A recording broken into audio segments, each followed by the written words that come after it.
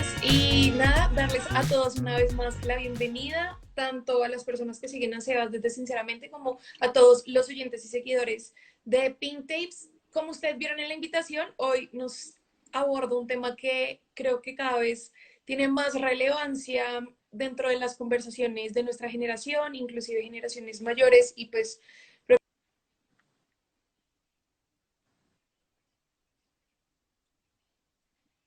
es muy fuerte de pronunciar. Y cuando tuvimos la reunión con Sebas, Sebas es como, es que esto toca decirlo sin asco, es que este es el nombre el que se le da y así por ese nombre toca llamarlo, o sea, uno prefiere hablarlo por los laditos. Y yo creo que por eso es que tenemos que tener hoy un mes de la prevención del suicidio y por eso es que toca hablarlo y, como dije anteriormente, llamarlo por ese nombre. Entonces, Sebas, a nosotros nos gustaría preguntarte de entrada, como para poner el tema en términos muy generales. Cuando hablamos de red flags de una persona que está pensando en quitarse la vida, ¿qué síntomas tenemos que tener? ¿Qué señales de alerta toca estar pendientes de una persona que ha pensado o que piensa quitarse la vida? Bueno, creo que es importante comprender que muchas de las cosas se vuelven particulares, pero que al momento de empezar a conocer una generalidad, uno de los aspectos que empiezan a denotarse cuando una persona inicia a tener en cuenta este tipo de conducta en su vida y en su resolución de conflictos, es el cambio brutal de conductas que empieza a generar en su día a día. Cuando empezamos, me gusta el término que utilizaste de red flags. Creo que una de las cosas que empiezan a surgir frente a esto de hablar del suicidio y una de las red flags creo que más importantes que existen hoy en día es no hablar del Mm. suicidio, efectivamente, como que todavía tenerle ese tabú, tenerle ese respeto negativo, ese miedo a tener este tipo de conversaciones, como decíamos, a veces un tanto incómodas, pero que son necesarias. Otra red flag que yo logro identificar dentro de esto, y creo que eso va también un poquito más hacia los medios un poco más grandes de comunicación, es el tema del uso de fotos fuertes, de la descripción explícita que pueda llegar a existir frente al acto, a la conducta como tal, los métodos. Otra cosa que también empieza a surgir y muchas veces no somos conscientes dentro de nuestras charlas normales es llegar a presentar la conducta suicida como una solución ante un conflicto.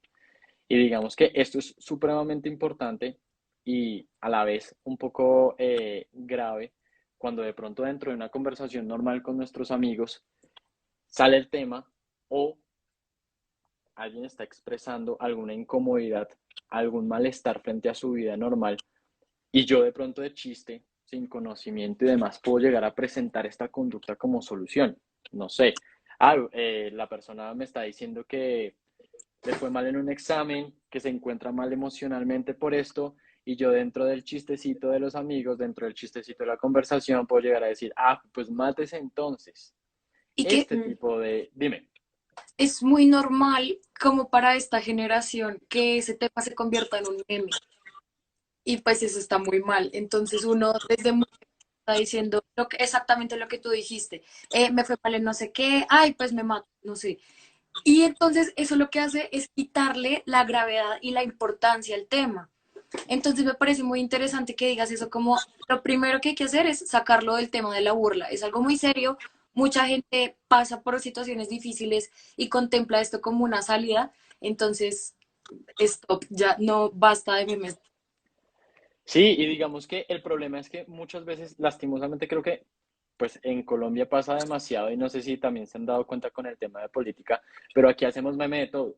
Entonces, realmente, en el caso que nos compete hoy, que es la salud mental, y en este caso el suicidio, también hemos llegado a ser víctimas de ese tipo de comunicación en donde se vuelve meme la salud mental de otros, en donde se vuelve meme la forma en la que otros se expresan. Entonces, por eso es que tenía en cuenta eso como una red flag, porque realmente empieza, como dice Aleja, a quitarle valor y a quitarle importancia. Otra red flag que yo tenía pensada y anotada era el minimizar efectivamente el evento y las emociones de otra persona. Y entre eso está el hacer el meme, hacer chiste frente a la situación. El hecho de poder tener ese tipo de comentarios de entonces mátese o minimizar los eventos que tiene otra persona. Por ejemplo, si a mí me afectó que perdí una evaluación, minimizar eso en otra persona, eso es una red flag dentro de la comunicación de suicidio. Minimizar las emociones de esa persona, lo que siente, todo esto empieza a ser un cúmulo de situaciones que lo único que hacen es traer una carga a la persona. Entonces, realmente siento que lo importante es empezar a hacer conciencia frente a eso, empezar a eliminar ese tipo de conductas y de conversación dentro de nosotros, generar juicios de valor. Por ejemplo, llegar a pensar que la persona que se quita la vida o que está pensando en quitarse la vida es una persona débil, es una persona egoísta, es una persona que no le importa nada. En realidad no es. Cada vez que nosotros empezamos a trabajar temas de salud mental nos damos cuenta que es mucho más profundo. Entonces siento que esas serían como las red flags que empezaríamos nosotros a mencionar en esto de hablar de suicidio. Ok, a mí yo quiero seguir por la parte de lo de las red flags o estas alertas y es cómo podemos ver en una persona cercana, en un amigo, qué síntomas, por decirle así, podemos ver para alertarnos de una y empezar a hacer algo al respecto. Efectivamente, digamos que una de las cosas que nosotros tenemos que empezar a detallar dentro de las dinámicas de la conducta de una persona son esos mensajes pequeños que empiezan a darse. Muchas veces comentarios como estoy muy desanimado, no le hallo sentido a la vida, otro día más, no quiero vivir. Este tipo de cosas empiezan a generar una señal de alerta en nosotros. Este tipo de cosas también vienen acompañadas de conductas en donde si yo reconozco a la persona que tengo al lado, sé cuando realmente existe un cambio conductual en esa persona, cuando realmente algo está pasando y no es ignorar esa situación, no es minimizarla, sino es poder llegar a darle una atención adecuada. Dentro de eso también existe algo muy importante y es que la Organización Mundial de la Salud menciona que el tema del suicidio es un problema de salud pública. ¿Qué Ujú. significa eso? Y creo que fue parte de las cosas que nosotros charlamos al momento en el que queríamos generar este encuentro y es que menos mal, hoy en día la información abunda por todo lado. Menos mal, podemos efectivamente entrar a internet, ver signos, ver síntomas de muchas cosas. Pero una de las cosas que nosotros empezamos a plantearnos es cómo efectivamente llegamos a esa prevención antes de la prevención, ¿no? Cómo llegamos a generar un cambio realmente desde el antes. Porque efectivamente la prevención hoy en día está planteada cuando ya hay un caso, cuando ya estamos cercanos a, pero cuando empezamos a comprender que es un problema de salud pública y que cuando hablamos de público quiere decir que nos compete a todos, eso quiere decir que muchas de las señales, muchas cosas de esa nutrición frente a esas conductas están muchísimo antes de que la persona lo presente, muchísimo antes de que la persona llegue a pensar siquiera en este tipo de solución. Entonces, creo que empieza a invitarnos a nosotros el ser conscientes de que es un problema público, es un problema social, el hecho de darme cuenta que yo soy parte de ese problema y yo soy parte de esa solución. No es como solamente la familia de la persona, los amigos, el círculo social, sino que yo también, desde la lejanía que puedo llegar a tener con cualquier ser humano, hago parte de ese tipo de situaciones.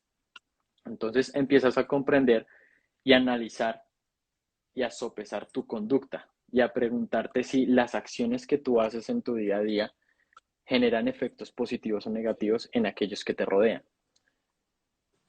Y cómo eso puede llegar a ser esa gotica de agua que cae en el vaso, que en este caso sería la vida de alguien más, de forma positiva o negativa, al punto en el que entendemos que cuando hablamos ya de la conducta y de la ideación suicida, ese vaso está rebosando y yo posiblemente no sea el que dio la última gota, pero sí inconscientemente puede haber sido el primero en dar esas gotas. Entonces, es empezar a comprender efectivamente cómo desde mi conducta puedo yo llegar a ser alguien que potencie ese Mm. tipo de conductas en otros. Entonces, para eso creo que es importante tener primero esa responsabilidad social, entender que somos seres sociales y que eso significa que la vida de otro también hace parte de mi responsabilidad, que efectivamente lo que yo hago o deje de hacer en mi vida, de alguna forma va a tocar la vida de alguien más. Eliminar el lenguaje, por ejemplo, ofensivo o destructivo.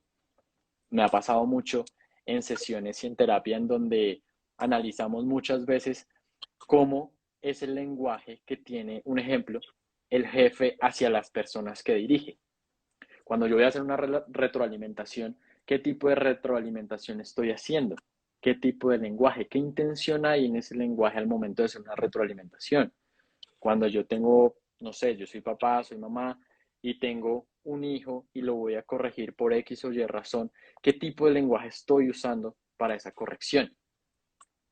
O en una relación de pareja, me disgustó X cosa, ¿cómo estoy comunicando yo ese disgusto o esa necesidad emocional a mi pareja? Ese tipo de lenguaje es muy importante porque terminan siendo esas goticas que van sumando para bien o para mal dentro de la conducta de una persona. Como lo decíamos en la pregunta anterior, el minimizar, por ejemplo, el no darle cabida a las emociones y a las situaciones que cada persona experimenta, son cosas que empiezan a sumar efectivamente a todo esto. Y siento que lo importante es que nosotros aprendamos a abrir espacios de amor, espacios de comunicación, empecemos a generar esos canales de comunicación con todas las personas que nos rodean para que efectivamente desde la conciencia de que yo hago parte de esta problemática, yo pueda generar con mi granito de arena un cambio ante esta situación. Yo ahí quiero intervenir, aprovecho y le doy la bienvenida a todas las personas que se han unido a lo largo del en vivo. Acá está stalkeando a Sebas en su página de Sinceramente. Hay unas cifras que son muy preocupantes y pues las quería poner sobre la mesa porque es que es lo mismo, es un tema que no abordamos, que no tocamos, pero es que los números están ahí, sino que los tapamos. Entonces, una infografía que subió Sebas a su página, cada año se suicidan cerca de 700.000 personas, o sea, es una cifra Demasiado. muy, muy, muy triste. El suicidio es la cuarta causa de muerte en jóvenes de 15 a 29 años, es lo que decía Sebas. O sea, esto ya es una situación pública, de orden público. O sea, es increíble que sea la cuarta causa de muerte. Acá sigo, el suicidio se presenta más en hombres que en mujeres, alcanzando el 78% de los casos. O sea, son unas cifras increíbles. Y ahí me surge entonces, Sebas, la duda. Sebas es psicólogo, de pronto por si no conocían el perfil de Sebas. Cuando tú tienes a alguien en terapia, cuando sabes que ya estás con un paciente que está en riesgo, que ya ha tenido esos pensamientos, además cuando yo hablo con mis amigas de ir a terapia, muchas veces hablar de esos temas también se les dificulta. Como le digo a mi psicólogo, que es que yo he pensado en quitarme la vida. No, no sé si, obviamente, como siempre, la cultura del meme, como murió la reina Isabel, ahora hay un nuevo trend en TikTok, que qué pasa si no hubiera ido al psicólogo, ahora estaría tomando té con la reina Isabel. Pero entonces, ¿qué señales ves tú cuando estás en terapia? Que, claro, una cosa es, como tú dijiste, esto es una situación del entorno, de la sociedad. Una cosa es qué señales podemos nosotros notar cuando es un conocido, qué señales notas tú cuando eres un psicólogo y tienes un paciente, y qué le dirías a esas personas que de pronto tienen miedo de ir a terapia y decirle, psicólogo, yo he pensado en quitarme la vida. Siento que es muy importante dentro de todas las dinámicas de la salud mental normalizar el hecho de que todos los seres humanos tenemos dificultades, que todos los seres humanos necesitamos generar un crecimiento personal y un crecimiento personal comprende desde la parte física, desde la parte espiritual y no me meto tanto en religión, sino desde esa conexión espiritual que todos tenemos y desde la parte psicológica que también es muy importante. ¿Por qué es muy importante? Porque resulta que las conductas del ser humano vienen desde los pensamientos y desde las emociones. El orden en realidad es que tú tienes un pensamiento, tienes una emoción y esa emoción genera una conducta. Entonces, cuando nosotros empezamos a comprender esto, digamos, dentro de terapia, empezamos a comprender que la persona normalmente cuando inicia un proceso de psicología y un proceso de terapia, no tiene muy claro el motivo de consulta. Tú llegas a terapia porque rompiste con tu pareja, llegas a terapia porque en el trabajo te mandaron, en el colegio te mandaron, pero realmente un motivo puntual de trabajo no existe o no con claridad. Cuando tú empiezas a desenvolver esto en terapia, empiezas a ver efectivamente, digamos, desde el lado profesional, ciertas señales que te pueden llegar a alertar. ¿Qué es lo más importante? Tener ese ojo clínico y no solamente desde la parte profesional, sino también desde las amistades. Y como lo mencionábamos también en las anteriores preguntas, ¿cómo es ese cambio conductual? ¿Cómo es ese lenguaje no verbal y verbal que tiene la persona a la hora de desarrollarse con otras personas? Dentro de terapia, por ejemplo, cuando tú empiezas a identificar malestares psicológicos en la persona, donde realmente cualquier tema te detona una respuesta emocional muy fuerte, donde efectivamente también algunas zonas dentro de la comunicación de desánimo, de hay personas que tienen la tranquilidad de poderlo comunicar de forma directa. Me pasó una vez en donde sencillamente recibí un mensaje de estoy muy triste, estoy muy mal, no sé qué, he pensado en quitarme la vida. Directo. ¿Y el que es lo importante? Poder uno llegar a tener la capacidad de, primero, reconocer y segundo, de llevar un campo de acción frente a esto. Porque efectivamente cuando alguien te abre un tema emocional y un tema psicológico tan fuerte como el hecho de que la resolución de conflictos que empieza a ver en su vida es quitarse la vida, realmente empiezas a manejar todo con pinzas. ¿Por qué? Mm. Porque la persona está muy sensible, porque la persona dentro de su sistema nervioso y dentro de su comprensión de todo está nublado, no encuentra solución. Y muchas Sí. veces pasa que esta parte es interesante, que cuando una persona, en la mayoría de casos, busca quitarse la vida o la resolución de sus conflictos es quitarse la vida, no es tanto el deseo de no vivir, sino más bien de no seguir viviendo como está viviendo.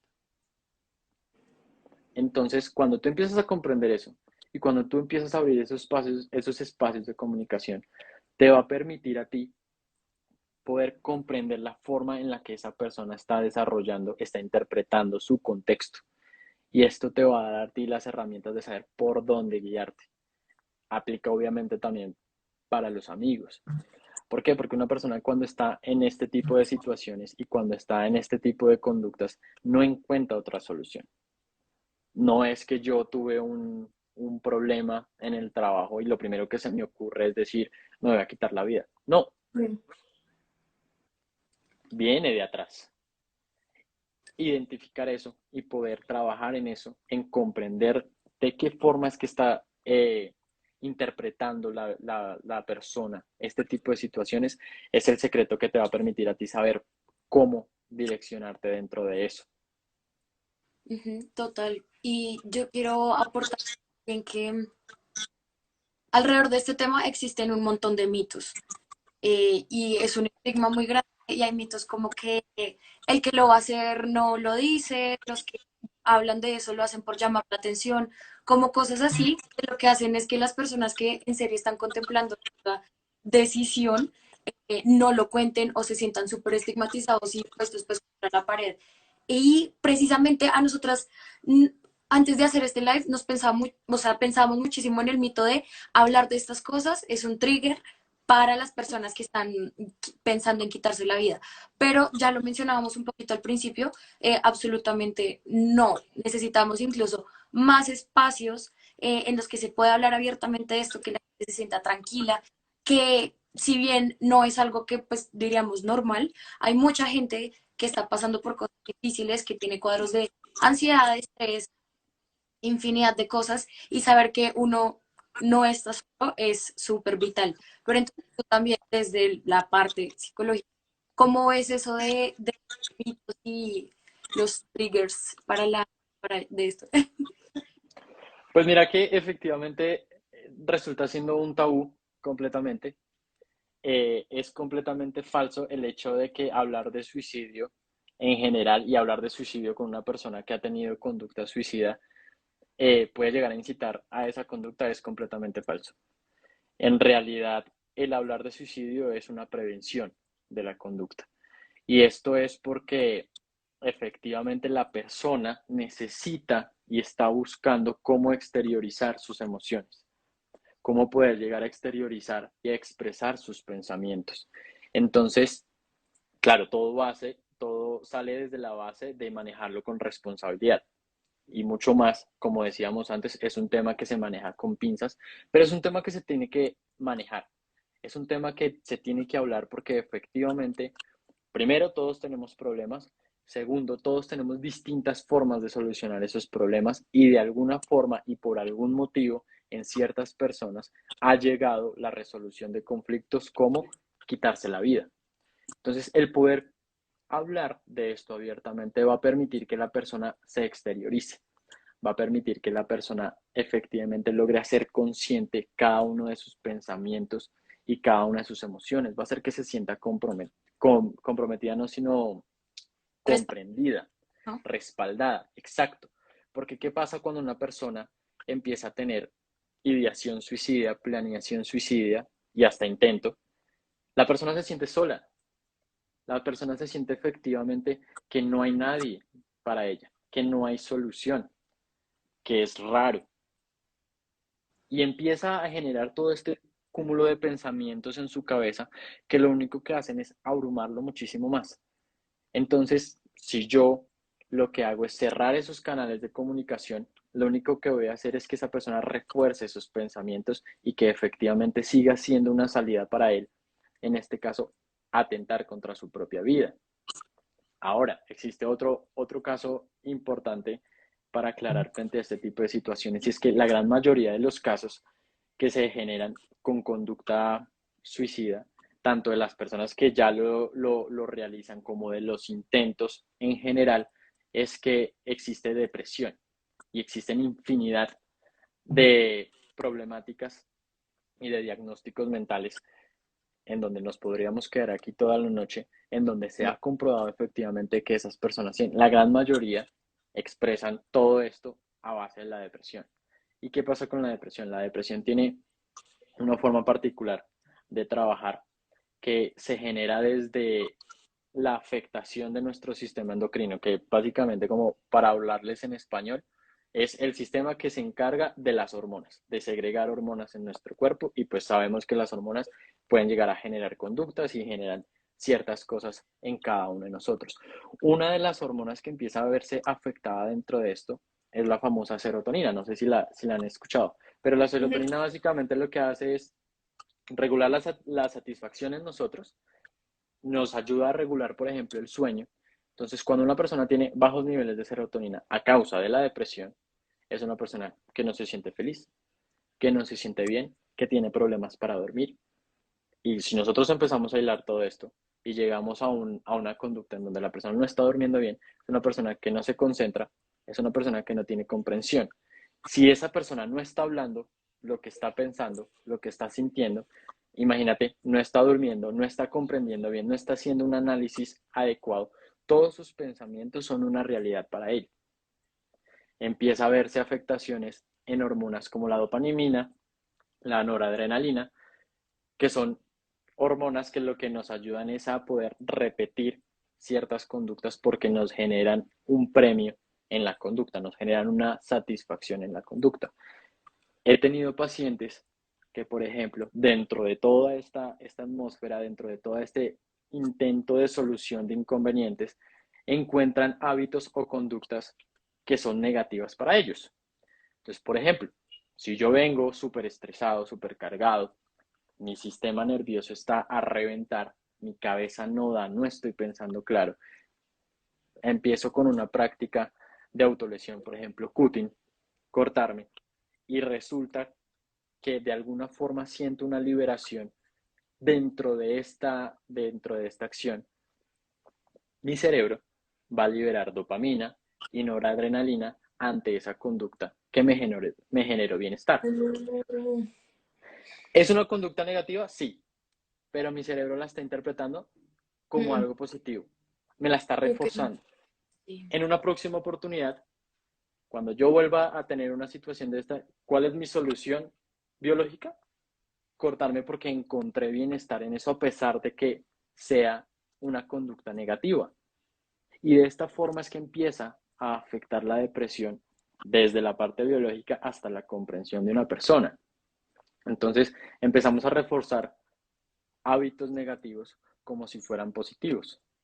La persona empieza, cuando tiene depresión, por ejemplo, siente que no puede darle solución y no puede cambiar las situaciones que están a su alrededor. Claro, ¿qué pasa? Tú tienes una situación externa en tu día a día. Sientes que no está bajo tu control, que no hay nada que tú puedas hacer para cambiar. ¿Qué es lo más normal que pasa en eso? Siento presión, siento estrés, siento ansiedad, empiezo a ponerme una carga sobre mí.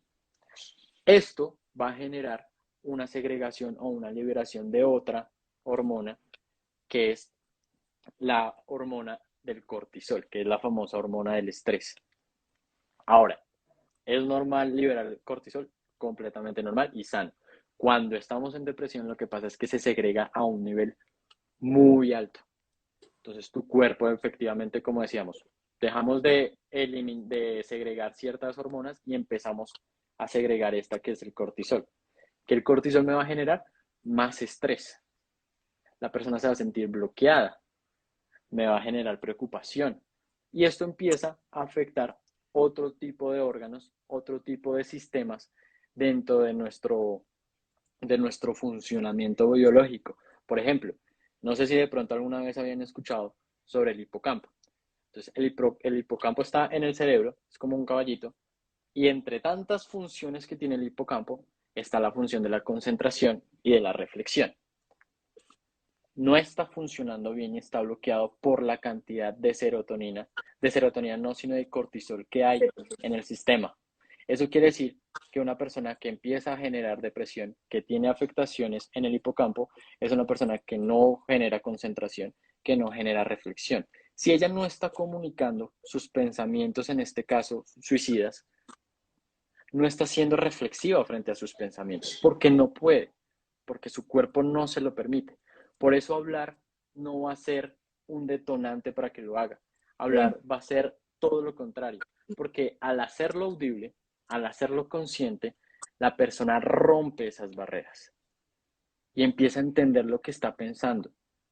Además, genera retroalimentación con la conversación con alguien más, porque Sí. biológicamente estás bloqueado. Empieza, por ejemplo, a afectarse también algo que se conoce como el córtex prefrontal izquierdo, que es básicamente el encargado de los sentimientos agradables y positivos en nosotros. Si este está afectado por la cantidad de cortisol que hay, quiere decir que es una persona triste, que es una persona que está decaída. Entonces muchas veces tendemos a, efectivamente, como lo decíamos antes, a minimizar las situaciones y las emociones. Te pones triste por esto, pero no es tan grave, pero no sé qué, pero es que resulta que es que la persona no puede, biológicamente no puede. No es que se le dio la gana de despertarse y decir, voy a molestar a la gente con esto. Dime. Y ahí sí, y es que ahí es cuando entra la famosa frase, ay, pero ¿por qué se mató si lo tenía todo? Ay, pero sí, miren este millonario, miren este famoso, ¿qué pasó? Entonces ahí me surge la duda, Sebas, porque es que aunque las cifras son muy preocupantes en un grupo de edad, como lo mencionamos anteriormente, pues también hemos escuchado casos de niños quitándose la vida.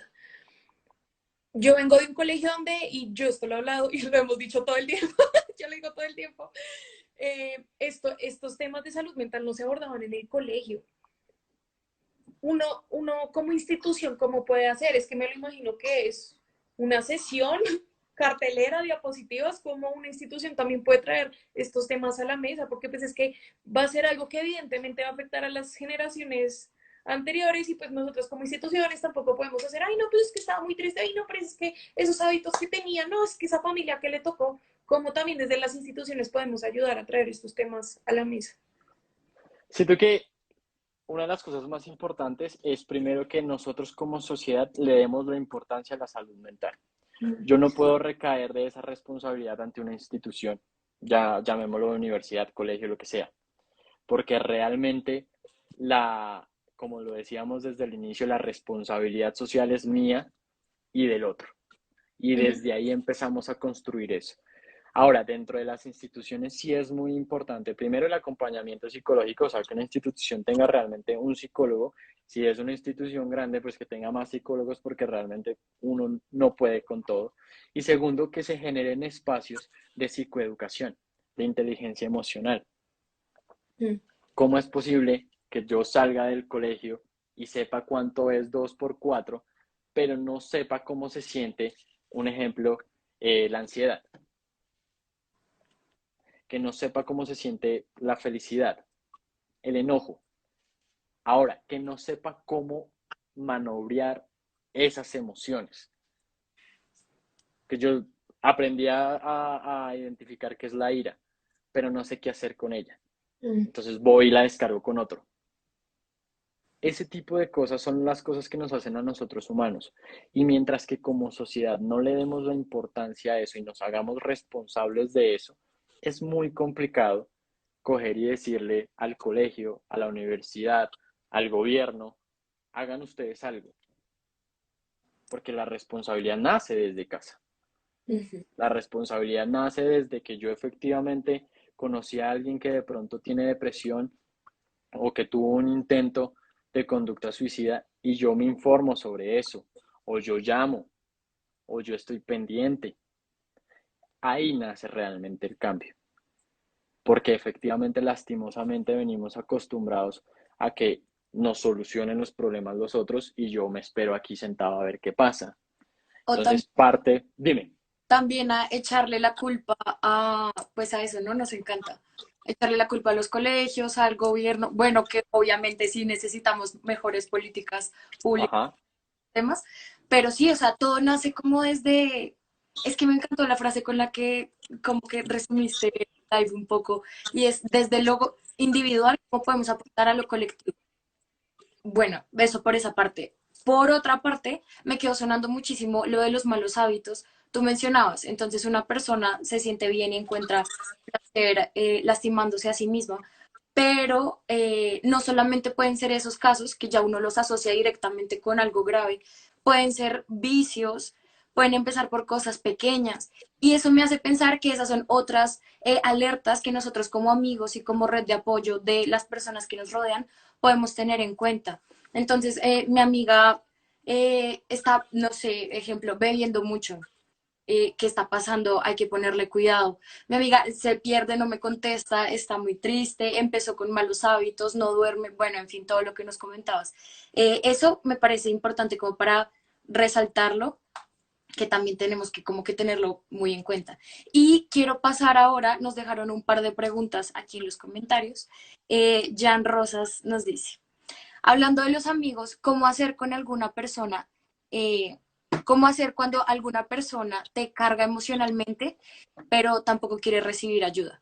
Y, o sea, hablando de amigos, entonces es alguien cercano que está con esa situación.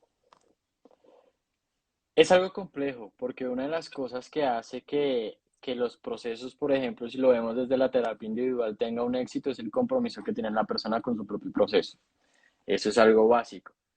Ahora, entendiendo, digamos, también como veníamos hablándolo un poco sobre el por qué esa persona efectivamente se siente triste, se siente desanimada, que muchas veces no va a querer recibir esa ayuda por toda esta carga hormonal que también está viviendo él, es importante empezar a confrontar a esa persona dentro del diálogo y confrontarlo obviamente con respeto y con amor, frente a encontrar si, un ejemplo, una conducta suicida es realmente la solución del inconveniente. Claramente, saltamos un ejemplo, en este momento, las ayudas de un terapeuta, las ayudas de alguna institución, sino lo hablamos de pronto desde esa primera medida de amigos, y es primero escuchar a la persona, escucharla, todo lo que tenga que decir, todo lo que tenga que sentir y que exteriorizar. Es muy importante porque, como lo decíamos antes, la persona viene sobrecargada hormonalmente en su cerebro y en sus procesos cognitivos y esto no es claro para ella. Entonces, el hecho de que pueda comentarlo, el hecho de que pueda comunicarlo, va a ayudar a que la persona sea consciente, haga realidad ese tipo de pensamientos y se pregunte a sí misma, por ejemplo, ¿esta es la solución? ¿Qué otro camino tengo?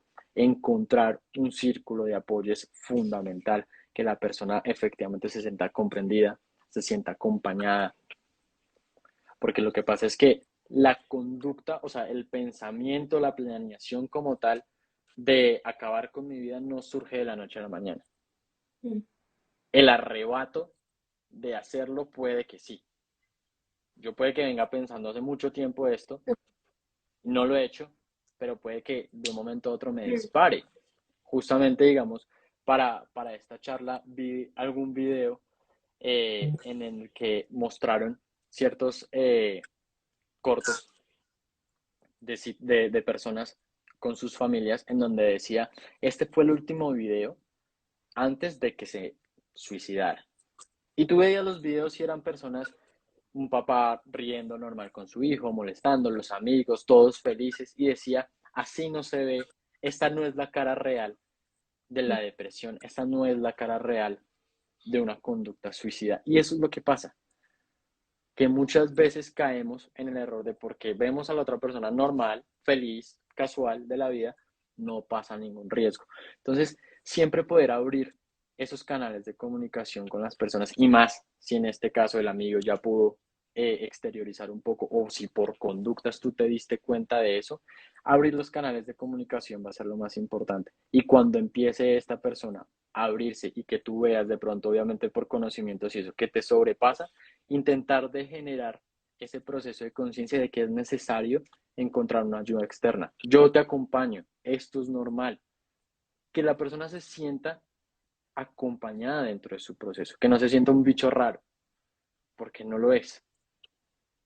Entonces, básicamente es poder generar ese acompañamiento. Yo ahí tengo una duda. Yo creo que la conclusión de toda la conversación que hemos tenido realmente es una invitación a que todos seamos un espacio seguro para nuestro entorno. Realmente yo creo que esa es la clave. Y ahorita que mencionabas todo el tema de la familia, del papá, yo creo que esto es un tema que le preocupa especialmente a los padres de familia, pero también creo que son los que menos lo abordan. Obvio, o sea, es que cómo me voy a sentar a hablar con mi hijo, te quieres, yo creo que ni siquiera le saldrán palabras de la boca. Entonces mi pregunta es, para los papás que nos están viendo, porque espero que mi mamá esté ahí, ¿cómo los padres de familia, como las familias también pueden iniciar esa conversación? ¿Cómo pueden ser ellos ese espacio seguro para sus hijos y para sus familiares? Yo creo que el secreto está en dos pilares y creo que lo agrandaría un poco también, no solamente para los padres, pero siento que yo considero que existen dos pilares importantes para esto y es, primero, el amor por la otra persona. Es fundamental y es parte también de toda la línea que nosotros venimos haciendo de la responsabilidad que yo tengo socialmente con otras personas. El amor por otro es fundamental porque es un interés activo por la vida de esa otra persona, por el Mm. bienestar de esa otra persona, porque realmente al hacer eso yo voy a empezar a ver la realidad de otros, a comprender sus dificultades, solamente por esa cercanía que yo empiezo a entablar con otra persona. Eso me va a generar a mi responsabilidad afectiva.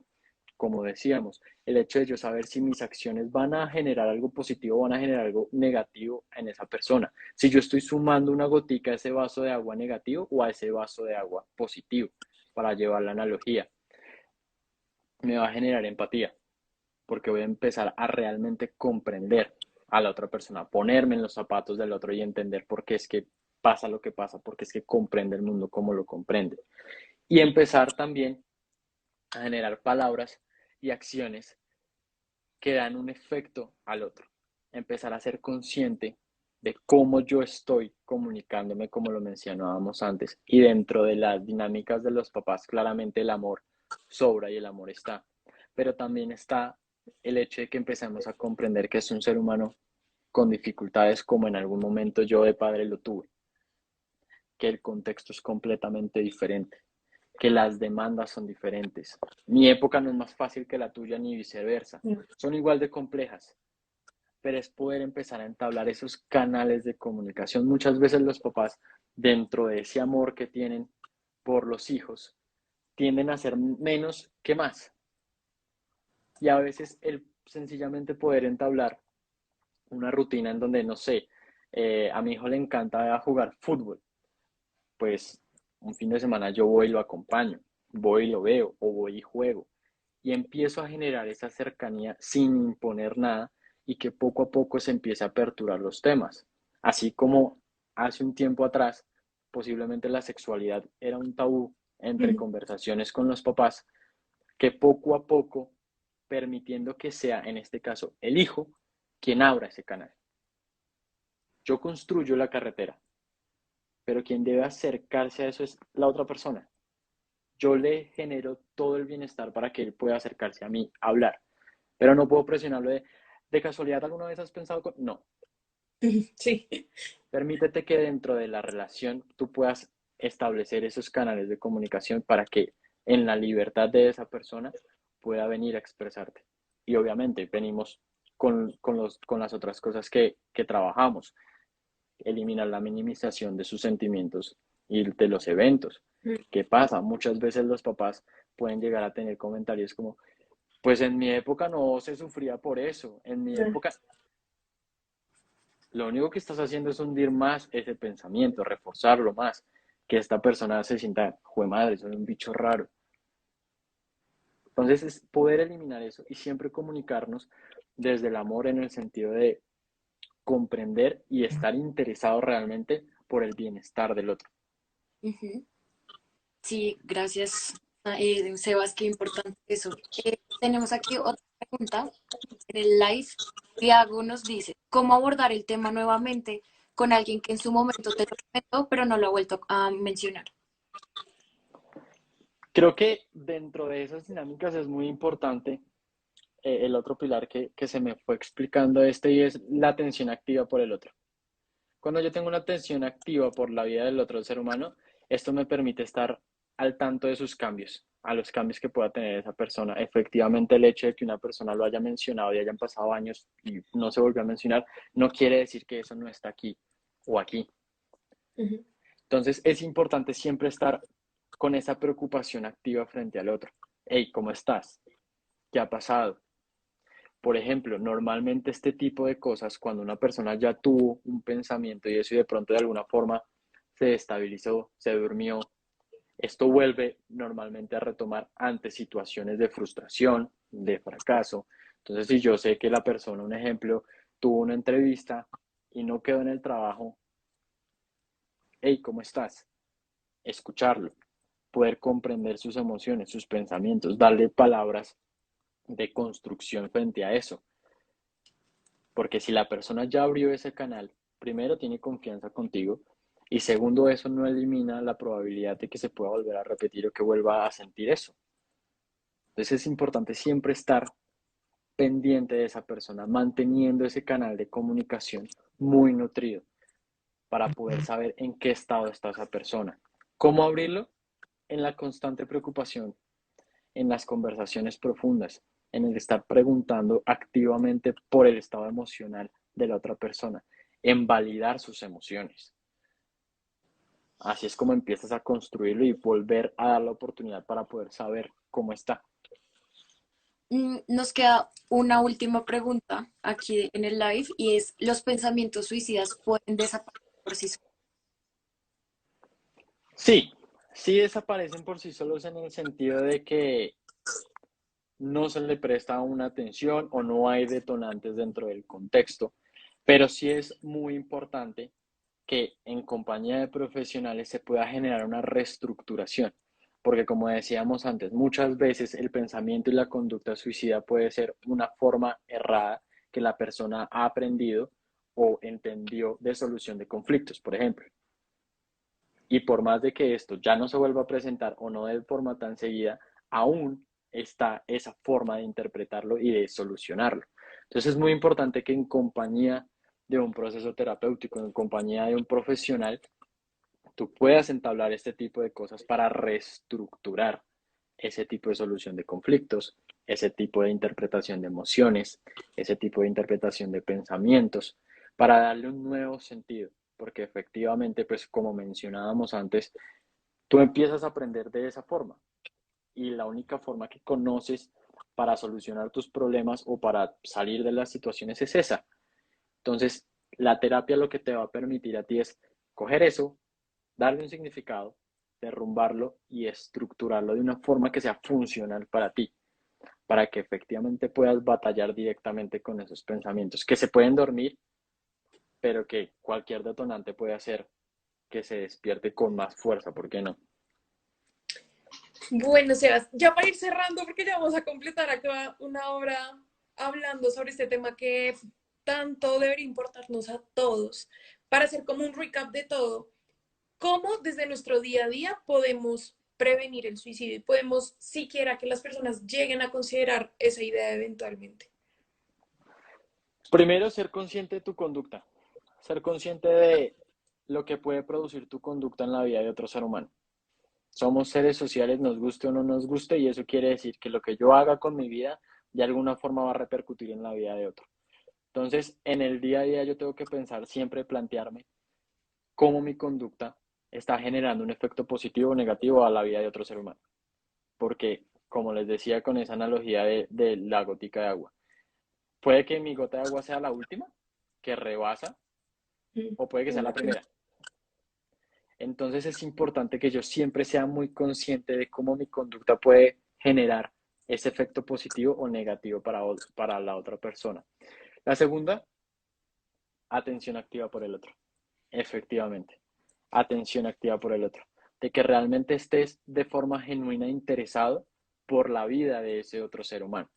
Por ejemplo, uno de los retos que podemos tener ahorita cuando todo el mundo se desconecte y salga de esto es pensar en una persona que hace muchísimo tiempo no hablan, no sabían nada de esa vida y escribirle, hola, ¿cómo estás?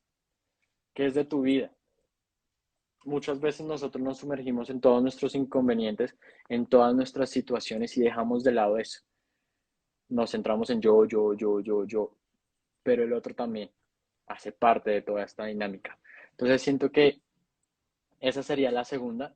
Y la última va en tanto el lenguaje verbal como no verbal, sustentado en amor, en construcción por el otro ser humano, realmente.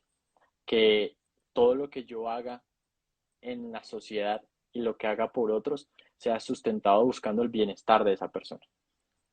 No quiere decir, obviamente, que voy a volcar mi vida a la otra persona, pero por el simple hecho de yo saber que puedo generar un bienestar si hago o dejo de hacer alguna situación que puede lastimar a otra persona, estoy nutriendo para eso en el día a día. Estoy mandando una gotica al vaso de cosas positivas de esa persona. Creo que esos serían los tres fundamentos que yo daría. Quizás también cuando conozco casos de situaciones y de personas que lleguen a tener alguna dificultad como depresión o ya hayan tenido intentos o algo por el estilo, muchas palabras de ánimo, muchas palabras de construcción, de lenguaje colaborativo, para que esa persona siempre sepa que uno está ahí para ella y que pues realmente estamos todos haciendo parte de esto. Ujú. No, en serio, muchas gracias a los dos por este espacio tan bonito. Básicamente, como que esas claves que mencionaste las tratamos a lo largo del live y es como una invitación a que entre nosotros mismos no nos demos tan duro. Todos estamos pasando por algo grande o pequeño, lo que sea, y no está de más nunca ser amables y cariñosos con los demás. Entonces, pues, qué bonito. Gracias por invitarnos a conversar acerca de esto. No, a ustedes, gracias por estar aquí, por participar, obviamente a todas las personas que están, que participaron, les agradecemos en serio, infinitamente esperamos que este contenido sea obviamente para el crecimiento y para la nutrición de cada uno de ustedes. Estaremos obviamente ahí como planteándonos el hecho de hacerlo más seguido con otros temas, pero la idea realmente que nosotros tenemos con esto es efectivamente, hilándolo con lo que venimos trabajando, es poner ese granito de arena para cada una de las personas pues, que nos escucharon y obviamente que aprendieron y que van a llevar esto a otras personas, para que todos seamos conscientes de que la sociedad es una cuestión de todos y tenemos que poner nuestro granito de arena para que esto sea un éxito. Claro que sí, Sebas. Y ya para cerrar, nos gustaría extenderle una invitación a todos para que nos escuchen, también para que visiten y sigan a Sinceramente. También, Sebas, ofreces terapias, cómo te pueden buscar, cómo te pueden encontrar, cómo pueden llegar a ti. Todo se hace desde el perfil de Sinceramente. Digamos que ahí tenemos toda la información, está también el número de WhatsApp, en este momento estamos trabajando de forma virtual, pero pues todo lo podemos hacer por medio de Instagram. Lo importante es, como lo decíamos anteriormente, que estén interesados en trabajar. Tengo entendido que este episodio también va a salir en el podcast, que de pronto va a Yes. salir en YouTube, entonces ahí también nos van a poder ver para que si se perdieron alguna parte, pues puedan tenerlo ahí presente. Nuevamente, muchísimas gracias, chicas, por todo. Realmente fue un espacio muy chévere. Espero que también les haya gustado a ustedes, obviamente, toda esta dinámica, que lo tengan en cuenta también para todos sus proyectos. Y nada, muchísimas gracias a todas las personas también. A ti, Sebas, muchísimas gracias. No quería despedirme sin antes también invitarlos a escuchar The Pink Tapes. Nos pueden encontrar en nuestras redes sociales como The Pink Tapes _. Hablamos de todo lo que ustedes quieran, lo que se les ocurra. Allá nos pueden escribir si creen que nos falta un tema por abordar. A mí me pueden encontrar en Instagram como LG_LDR. Aleja, porfa. A mí me encuentra como _Ortiz Alejandra _. Y eso sería todo por ahora. Gracias a ustedes por acompañarnos en esta charla y esperamos verlos muy, muy pronto en iniciativas y proyectos así. Vale, listo. Chao, chicos. Muchísimas gracias a todos los que estuvieron. Chao, chicas. Que descansen. Y muchas gracias por todo. A ti, Sebas, gracias. Chao.